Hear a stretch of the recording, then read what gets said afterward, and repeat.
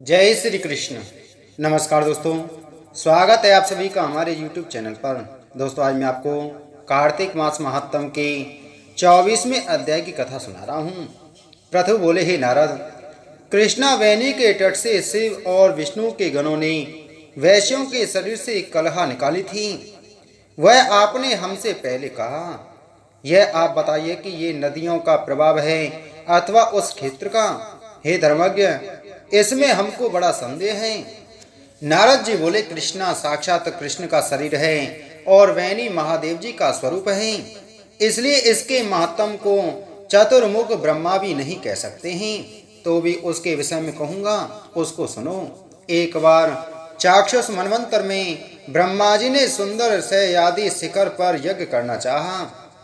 यज्ञ की सामग्री इकट्ठी करके देवगणों के साथ विष्णु और महादेव को संग लेकर उस शिखर को गए। ब्रह्म मुहूर्त में भृगु आदि मुनि ने उनकी दीक्षा के लिए एक सुंदर सभा की और स्वरा नाम वाली सबसे बड़ी पत्नी को बुलाया। वह धीरे धीरे आई। तब भृगु ने विष्णु से कहा, हे विष्णु, आपके बुलाने पर भी स्वरा नहीं आई, मुहूर्त बीता जाता है, अब दीक्षा विधि कैसे संपन्न होगी? श्री कृष्ण बोले, जो शीघ्र स्वरा नहीं आती है तो यहाँ गायत्री की दीक्षा कर लेनी चाहिए। क्या इस पवित्र कार्य में यह उनकी स्त्री है?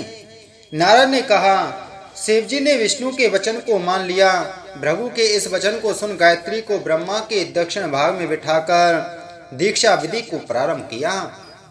भृगु जी दीक्षा विधि कर रहे थे, सुरावी यज्ञ स्थल में आ गई और गायत्री को ब्रह्मा के साथ देख सौत की ईर्षा से क्रोध कर बोली, जहाँ अयोग्य का पूजन होता है वह पूज्यों का पूजन नहीं होता। वहाँ दुर्भिक्ष, मृत्यु, भय ये तीनों वस्तु होती हैं। जो यह दक्षिण भाग में मेरे आसन पर बैठी है, इससे ऐसी गुप्त नदी बनेगी जो अदृश्य रहेगी। मेरे आसन पर तुमने दूसरी बैठा दी है, सो तुम भी जड़ बनकर नदी हो जाओगे।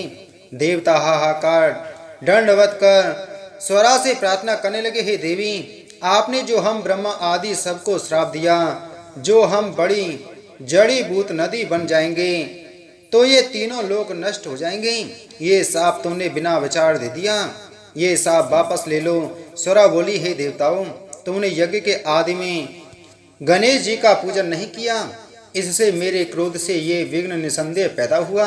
मेरी यह बात सही होगी, झूठी नहीं होगी। इससे अपने अंशों से जड़ीभूत होकर तुम सब नदी होवो और हम दोनों सौतवी अपने अंशों से नदियां होकर पश्चिम की तरफ बहेंगी।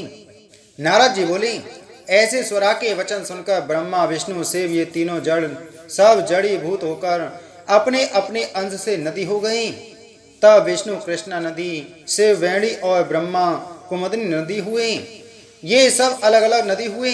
कृष्णा और वेणी के उपाख्यान को जो मनुष्य सुनेगा और सुनावेगा, उनको उनके दर्शन और स्नान का फल मिलेगा। इति श्री कार्तिक मास महात्म 24वां अध्याय संपूर्ण। बोलो कार्तिक मास महात्म की जय।